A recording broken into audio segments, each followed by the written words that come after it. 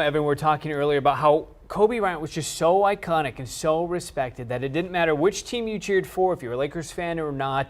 Even if you're a basketball fan, you have to have had an admiration for Kobe Bryant and just who he was as a man. Yeah, I mean, it still doesn't seem like today is real, Phil. And even watching the Spurs play basketball with the game on the line, we weren't really into it like we usually are in the newsroom.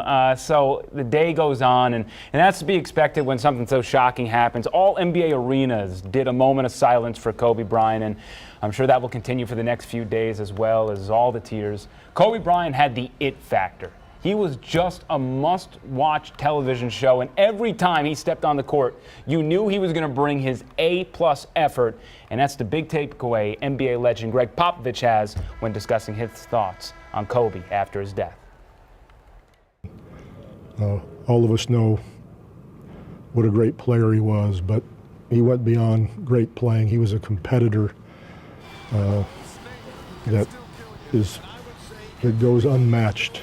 And it's what made him, as a player, so attractive to everybody, that focus, that competitiveness, that will to win. And even more importantly than that, we all feel a deep sense of loss for what he meant to all of us in so many ways, and so many millions of people loved him for so many different reasons. What Pop is alluding to is the Mamba mentality, and if you don't know, that's his nickname, the Black Mamba. Yeah. So, coming up, I'm going to explain what the Mamba mentality means to us, because I think that is what reverberated with all of us after hearing his death is, of course, the shock, the sadness.